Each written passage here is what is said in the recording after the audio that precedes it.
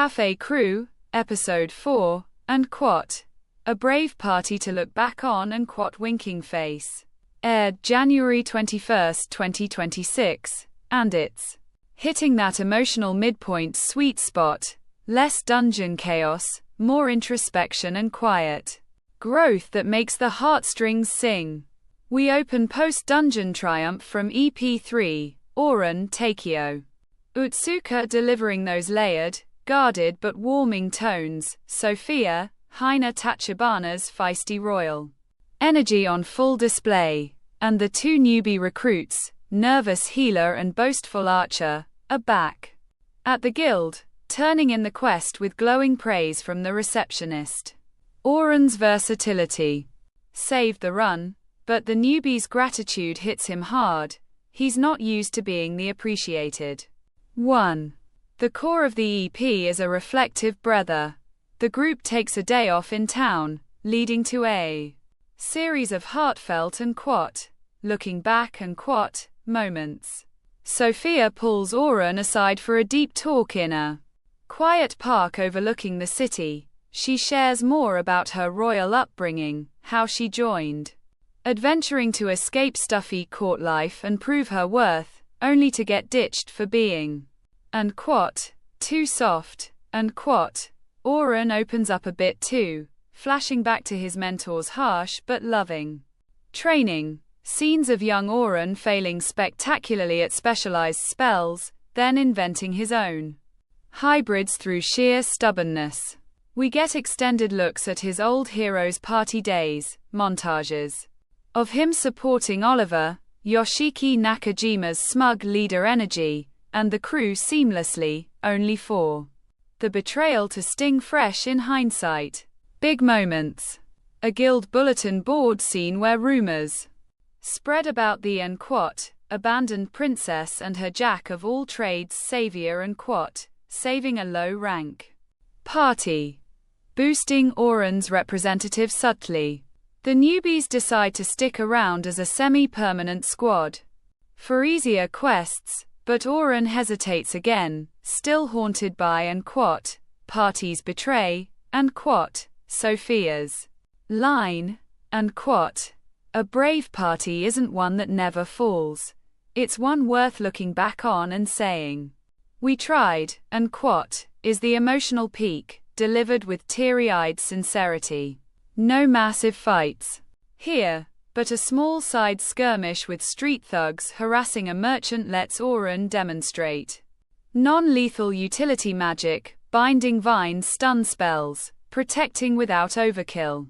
The old heroes party gets another quick cut. Oliver's group hitting a wall in a mid-tier dungeon, grumbling about missing and quat, that useless enchanter's tricks and quat, satisfying foreshadowing. The vibe? Cozy, introspective fantasy at its best.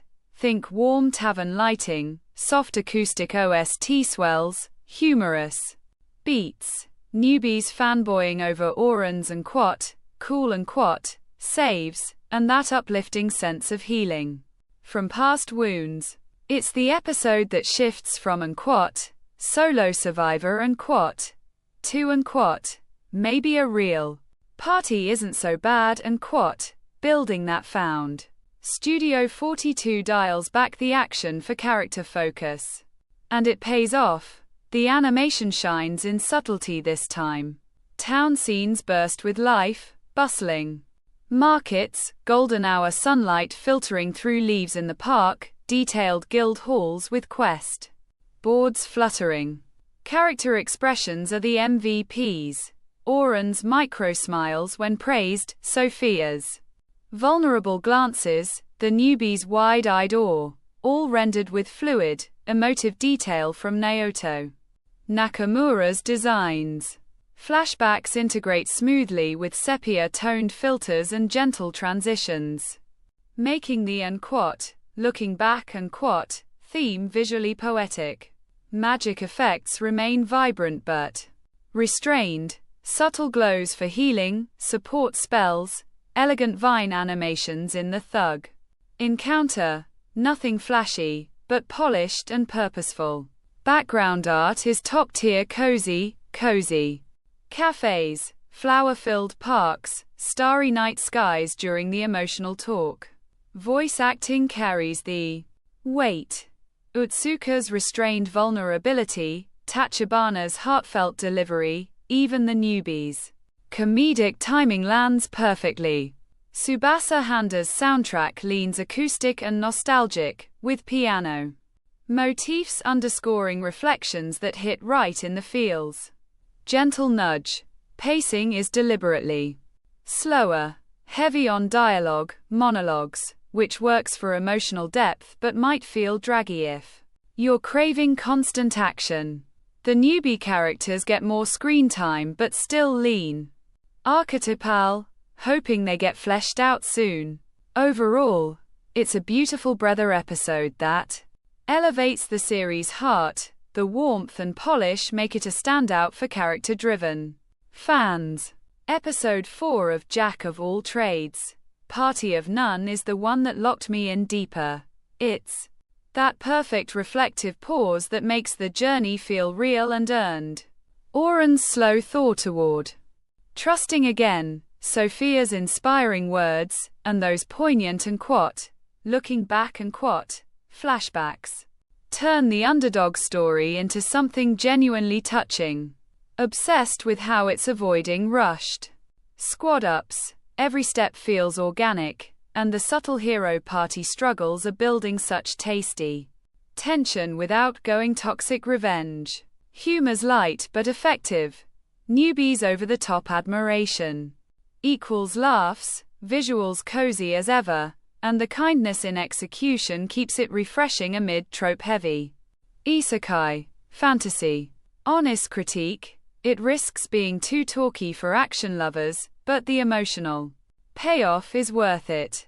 No cheap drama, just sincere growth. Crossing fingers huge for EP5 ramping. Back to bigger quests, more Sophia secrets, royal family drama, guild rivalries, and animation. Flexing on combo fights again. If it keeps this balance of heart and hype, this is shaping up as Winter 2026's most endearing gem. Who's feeling the found family pull too? Let's geek out. Next. Ep's gonna be pivotal.